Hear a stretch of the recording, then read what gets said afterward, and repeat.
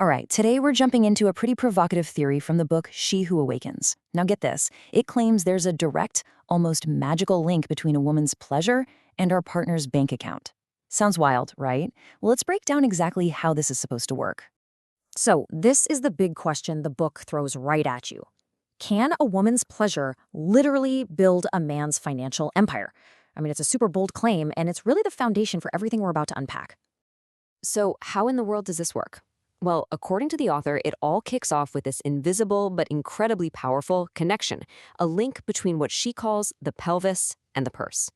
The book uses this really powerful metaphor. It argues that a woman's internal state, her well-being, her level of relaxation or pleasure, is the fertile soil from which her partner's success, both socially and financially, can actually grow. And look, this isn't just about physical intimacy. The author actually coins a specific term for it, orgasmicness. Think of it less as a physical climax and more as a continuous state of joyful presence. The book says it's characterized by high oxytocin, that's the love hormone, and low cortisol, the stress hormone. And apparently this state broadcasts a frequency of abundance that flips a switch in her partner's brain, moving him out of a scarcity mindset and into full-on high-performance mode. There's a quote from the book that really nails this idea. You are not just a partner. You are the living barometer of his success. The whole concept here is that her pleasure sends this primal signal to his brain that says, hey, our territory is safe and it's prosperous. And that signal is supposedly what unlocks his ambition. But it's not just about her internal state. It's also about how she expresses that state. And that brings us to the book's second major concept, which is admiration as fuel. Okay, so the book introduces another pretty provocative term here, social erection. The author defines this as that surge of confidence and ambition a man feels when he gets sincere admiration from his partner. The argument is that this energetic praise is just as crucial for his social success as, physical arousal is for intimacy. And the book claims this isn't just a feeling, it has a direct biochemical effect.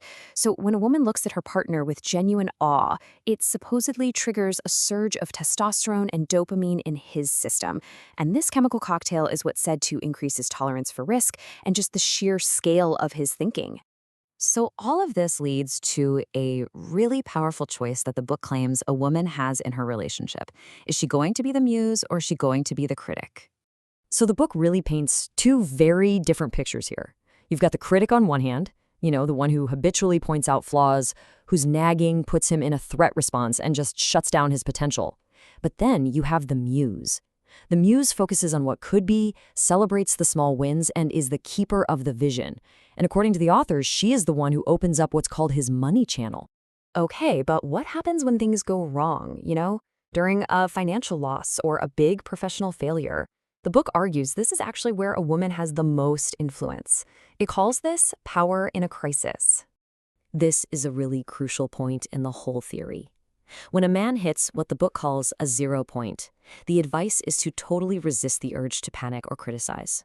Instead, the partner should create a space of total acceptance. And this calm response is said to literally allow his nervous system to reboot and recover way, way faster. The book puts it in these very, very primal terms. Your womb becomes the sanctuary where he heals his wounds, only to emerge stronger.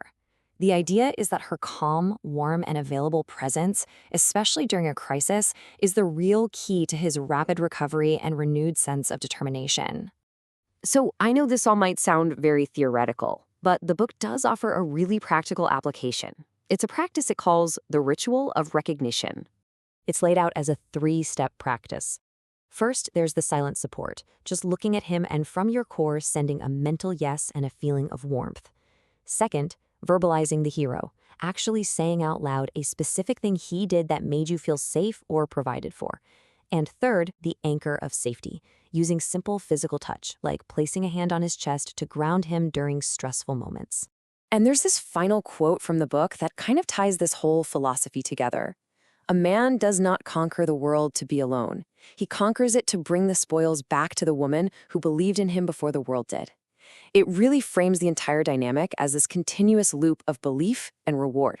Which, leaves us with a final thought-provoking question. Is prosperity actually an energy that you cultivate together, and not just a salary that one person earns alone. It's a fascinating, if pretty unconventional way to look at relationships and success.